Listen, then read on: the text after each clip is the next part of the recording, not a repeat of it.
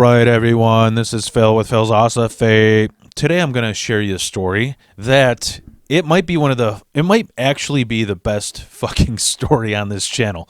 The best word I can use to describe it, I don't like using. I don't think any white person should use it. I don't think any white person has the right to use that word. And like I said, I don't like to use it. No, it's not that word. It's not what you're thinking of. It's the word epic. But there's no other way to describe this story because this story just it's a dumpster fire that just keeps growing and growing, and it's fucking hilarious to watch the direction of the karma flow. As the title suggests, the time that I almost intentionally set my stolen Volkswagen on fire. Now, the reason why I'm sharing this is because, I got inspired I was watching a Steve-O podcast, and all respect to Steve-O. I love him so much because what some people don't understand is people that are like that, I relate to him really well. I'm fucking Wild Phil. I've done some crazy shit in my past. I've been wild. I've done things that would have gotten me in jail that just... The consequences are permanent because of the things I've done, even for my own body. And in the end, I came out kind of a good person and smiling the way Steve-O does, And a lot of people who go through that stuff, end up either dead or locked up. Look at what's happened to Bam and Ryan Dunn. It's hard to, when something's spinning out of control, to just grab a hold of the wheel and actually want to get your shit together. So anyways, I was watching his podcast, and Jay from Jay and Silent Bob was on there. And he was talking about how when he was trying to score some heroin, he was driving full speed. He was in heroin mode. He's like, dude, I need that fucking dope. We need it right now, man. We need it fucking right now. We'll do anything, And he crashed into a parked car, and the airbag deployed. He hit it so hard. And still, he was just like, why the fuck was that car in the way, man? Just keep fucking going. Fuck it, man. And he was driving with a deployed airbag with fucking airbag dust all over him until a cop pulled him over and was like, you all right, bro? And my wife started laughing her fucking ass off. And I was like, what?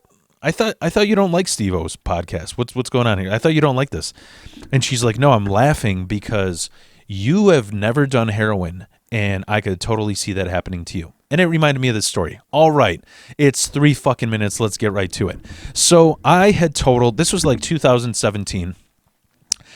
I had totaled, I think, my 6th or 7th car. And miraculously, this time it wasn't my fault. It was a Honda Civic. I was pulling out of a parking lot where there was construction being done on the road. And somebody was just super pissed off trying to get the fuck out of there. So they drove 60 miles an hour and T-boned me. It was such a bad accident, I couldn't even open my door to go after him. They drove away. So, yeah, I totaled my fucking car. And now I was I got to start looking for a new car. So silly fucking me, or I should say old me, I went where I bought all my cars, on Craigslist. It's I can't believe it's been only 7 years later. And that seems crazy because let's be honest, Craigslist right now, it's you got a 30% chance of getting raped or mugged, 30% chance of getting ripped off, or 30% chance of it not working at all. And then you got a little 10% chance of getting a good deal. Well, that 10% sure looks good to me. And I ended up going on Craigslist again. And I'm a Polak, so I've been used to having nothing but Honda Civic. That is my car. It's the best. And I was sick of having Honda Civics. I'm like, I want to change it up. Yes. So I was like, well, what else do I only can go by my Polish knowledge. So I was like, all right, I can't have a Mercedes or a BMW. That's what successful Polish people have. So I went straight to, I want to get a Volkswagen Golf. For those of you who don't know what car that is, I knew immediately. I worked in factories my whole life with Polacks and Mexicans who drive them. They're these lowered hatchbacks, kind of like a Mr. Bean car that's a centimeter off the road with an exhaust pipe that sounds like a fucking kamikaze plane is coming in it to bomb your village. And I was like, yeah, I'll have that. I'll do without the exhaust pipe. So I found a listing. and it was for $3,000 for a 2007 blue Volkswagen with 100,000 miles on it. And I was like, yeah, $3,000 is kind of a good deal. And everyone's like, dude, you could get that from an auto dealership. Yeah, you can, but then you pay like what, $1,000 more to transfer the plates to get the title processed, and then $1,000 more for taxes. Not to mention that Polish gypsy in me. I mean, let's be honest. I'm going to hustle this motherfucker down on Craigslist. And you can't do that shit with coked out car salesmen. So I'm like, I already knew what my hustle was. You know, I already had my Polish gypsy hustle down. And what it was is I just come with less money and then I talk him like I play dumb. So I showed up and immediately, like I'm showing up, you know, all pumped up. I'm like, because, all right, I have a confession to make. I know you're going to think I'm a horrible person. I fucking love ripping people off on Craigslist. It feels so good. I don't even, and I'm not talking about selling faulty shit or ripping off people by selling shit, by selling anything. I'm talking about like, well, we can't use that word, so we'll use something that rhymes with it. Screwing people down on the price. You know what I'm saying? Like, I fucking love doing that shit. And so I was like, you know, I'm confident to do this. So I'm like all pumped up to do it. And then I show up, and this guy is the most Nigerian looking motherfucker I've ever seen in real life. I'm not exaggerating that. I've never seen somebody that's Nigerian. And immediately I'm just like, shit. Either I'm going to get fucked over or the car is stolen. I'm just like, I guess that's what I get. So I start talking to him, and I'm just like, oh yeah, so would you take 1,800? He's like, 1,800? What? It's for 3,000. Okay, it's for 3,000. What do you mean 1,800? I'm like, well, you know, because the condition of the car, you know, it's for 2,000 online. So I thought maybe 1,800, like we can cut a deal. He's like, no, 2,000. It's for 3,000. What are you talking about? I'm like, 3,000? What are you fucking talking about? Here, hold on. I'll pull it up on my phone. It's fucking 2,000. I don't know what you're talking about. I've been looking at this car for months, okay? It's 2,000. And I'm like, hold on. My connection's like, I'm playing it really well, really cool. And I'm also looking out because I'm like, you know, judging by the circumstances, I'm ready for this guy to pull out a fucking machete and slice my face in half, you know? So I pull it up and I'm just, oh shit. It is 3,000. I'm sorry, man. Listen, man, I'm fucking sorry. I got to go home. It's like, what do you mean you're going home? I'm like, I saved my money for like months looking at this listing. I paid all my bills, and 2,000 is all I fucking had in my bank, and I just took it all out. I have nothing else. I literally can't do anything else. Like, you want a fucking hand job on the side? I don't know what to tell you. Like, that's all I got. So I have to go home. I'm sorry. I guess I can't have this car. And he's like, no, hold on. 2,000, and I get to keep the car jack. And all I heard in my fucking gypsy mind was, we got the deal. We sealed it, you know? So I'm all excited. So I didn't even hear, okay, I get to keep car jack. So I see him like rummaging through the trunk, and I'm like, what is he like removing a limb, you know, a femur or a kilo of coke? Like, what the fuck is he doing? And he's like, I told you, I get to keep car jack. I'm like, car jack? You get to keep the car jack? Hold on. You just allowed me to screw the price down $1,000, and for that you get to keep the car jack. And I almost wanted to I wanted to tell him, but I'm like, dude, I sealed the deal. Don't fuck with him. And the machete thing. But I'm just like, I almost want to tell him, I'm like, dude, if I showed up with 3 car jacks, can I just have the car for free? You know? So that's that. You know, I was happy, but at the same time I was like, that's how I know it's fucking stolen. I know I'm gonna find out sooner or later that it's stolen. So anyways, I got the car, I got the fuck out of there. And I'm driving full speed to the DMV because I'm the kind of person, I don't like shit hanging over my head, whether it's bills, whether it's getting a present for someone. I like to get it done the first day I hear about it. So I'm going to the DMV, and I'm just like, I'm keeping that meditative flow because it's a balance of panic and a balance of stay calm, and you can figure yourself out of the situation. Just flow. And I'm going to this DMV, and I'm like, you know what? I got nothing to worry about. It's the DMV. There's going to be some fucking like really grouchy, obese lady with Taco Bell coming out of her mouth, passed out on somebody's divorce papers. Like, this is not going to fucking... what am I worried about, you know? And I keep telling myself that. I keep telling myself that. Then I get to the lady in the front, and I'm like, I don't know how, but I've seen that lady somewhere. I've seen her somewhere. I know that fucking lady from somewhere.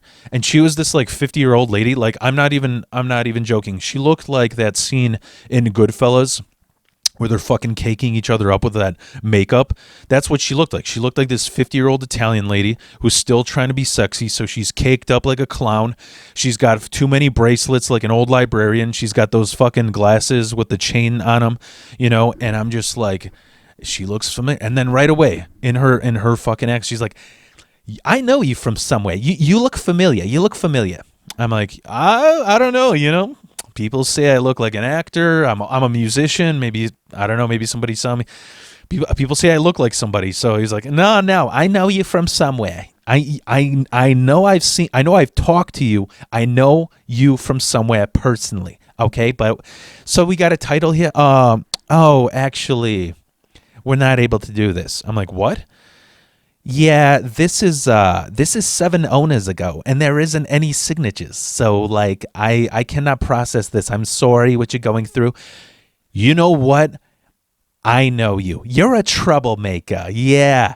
Now I know you. I remember you. You're a troublemaker. There's no way I'm passing this. And I was like, shit. She was my fucking probationary officer from high school. That's how I know her. I'm like, God, I was so angry, like a typical fucking raging white kid.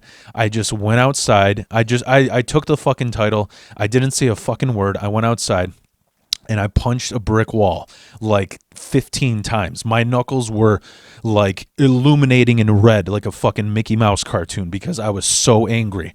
And then I kept telling myself, Phil, stay calm, stay calm. There's so many other things that you can do other than punch a wall. You can go to a dumber fucking DMV employee. You could just pretend not to be. You could go to a different DMV location. Just don't fucking worry about it. So I'm like, what can I do? What can I do? Gypsy Polak, start thinking. And you know what I did? I'm a righty. So I put a pen in my left hand and I forged the signature. I forged the fucking signature. And I go back in there and she's like, what? Okay, I already told you there's nothing I can do for you. I'm like, no, you know what? You won't believe this.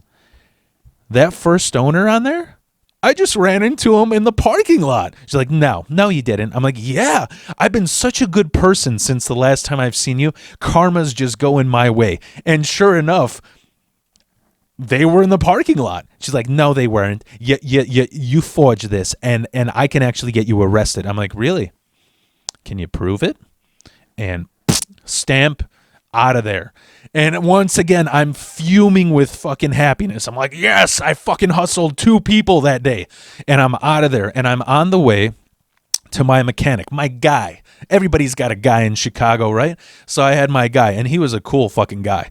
I mean, so what happened is, this is another whole nother story, but I got into a situation where somebody was fucking with me on the road, and they kept throwing shit at my car, so I fucking hit him, and I took off. And technically that's a hit and run. Even though the guy was like threatening to fucking shoot me, I took off. So it was a justified hit and run. And man, my guy, fucking 24 hours, he chopped up my car so it looked like nothing happened. And so he's a good guy, you know what I'm saying? So I went to him and I'm so happy with the way things are going. I'm just like, I'm getting a tune-up. That's what you do. Not even a tune-up, an examination. That's what you do when you get a new used car. Is there anything wrong with it, right? And he's like, he's a Polish guy. He's like, hey, I have to tell you, the engine mount is broken. Everything else is fine, but the engine mount is broken.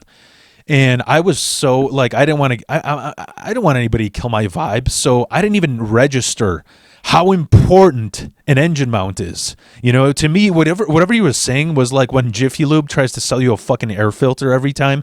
I mean, you might have gone there yesterday and they still try to sell you a new air filter. So I was like, engine mount, schmount, whatever the fuck, I'll get it fixed the next time. Now, for those of you who don't know about cars, an engine mount is, you ever see those How It's Made videos where they have cars in like a factory, like, being carried by robots, and there's just the frame? Well, the engine mount is two really thick fucking bolts that go into the front that mount the engine to the frame. It's literally the most important fucking part of a car. Because if you don't have that, the car will not run. Like it's I don't even know how to explain it. It's like having your head mounted onto your body. It's like one of the most important parts, and I didn't even think about that. He's like, one of your engine mount is correct. I'm like, no, don't worry about it. I'll be fine. He's like, okay, whatever you say. You fucking crazy. So go ahead. And I left. And yeah, so I drove this car for like 4 to 5 months to work. And I did a lot of fucking driving because I live out in the northwest suburbs, and I would drive every day to a job that I worked downtown Chicago. So it was like a 20-mile trek. And, you know, it wasn't too bad. Like, I was never late because I'd wake up at 5 a.m. You get on the highway, nobody's there, not even the fucking lazy sleeping cops. So I would every single day, 80 to 100 miles an hour straight to work. And I would make it, you know, unless it snowed, then that was a bitch. But anyways, so I did a lot of driving with this. So 4 or 5 months down the line, one morning, I'm driving to work. And I'm like, what the fuck? The steering's weird. It's like a lot harder to switch lanes. It's a lot hard. I don't know what's happening. It feels like it doesn't have power steering. And, you know, every time I'd switch lanes, it was like, and I had to use both hands. And that shit is scary when you're going 80 miles an hour trying to turn and you're fucking like I was like, am I going to like vortex and flip the car over, you know? So I didn't pull over. I just slowed down going to work. So it was easier to switch, but it was still hard. And in my mind, I was like, you know, once again, meditative state, Philosophy. Don't worry, man. It's probably the power steering line. Maybe something got hot in the engine, melted it. Maybe it got cut. Maybe you're out of power steering fluid and there's a leak. It's going to be okay. And I go to work and I talk to... There was a guy in my department that I fucking hated, but he was the only guy that would talk to me. Everybody else...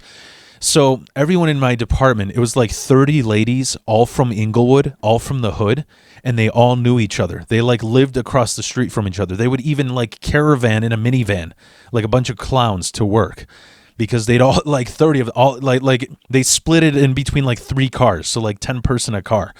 And you know, I didn't fit in. So this one guy would talk to me because he also didn't fit in, but this fucking guy was like, I didn't like talking to him. He would talk to me about how many guns he owns, and I would not be surprised to see him at the Capitol riot. Like, he was a piece of shit. So he's like, man, what's wrong, man? You look grouchy. Keep it together. And I started telling him what happened to me. And he's like, are you fucking kidding me, man? Your engine mount's cracked, and now it cracked complete. Do you know what the fuck you did? Do you know why you couldn't steer? And I was like, no, why? And he goes, because... when the engine mount cracks, you know, like those old Tom and Jerry cartoons where like a shitty race car goes full speed and then the engine just drops out of it? That's what was happening to my car. So when I was switching lanes, say I wanted to switch from the left lane to the right lane, before I could just turn the wheels and go the other way, my left wheel would have to push the engine over first and then switch over because the engine was pinballing back and forth inside. I'm like, holy fuck. I'm like, what do you think I should do, man? What do you think I should fucking do? He's like, listen, man, I'm going to tell you one fucking thing, all right? You got screwed over by some non-American on Craigslist, all right? He's got your money. It's a stolen fucking car, and you ain't getting your money back.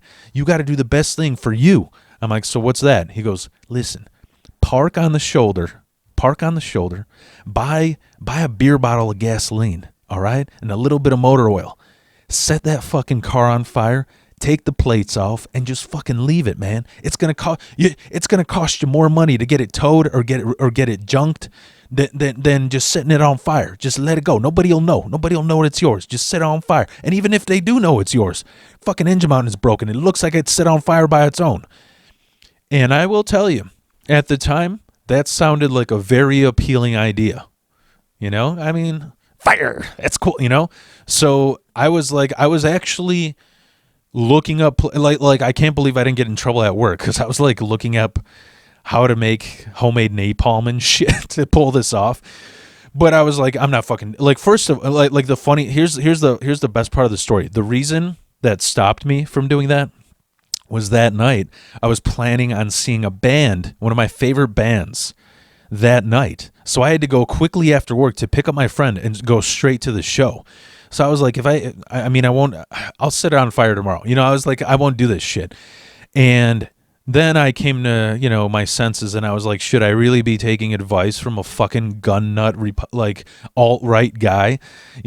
So I just didn't want to do it. And things just kept getting worse because here's what happens. I get on the fucking highway and now I'm going 40 miles an hour home because it's fucking scary.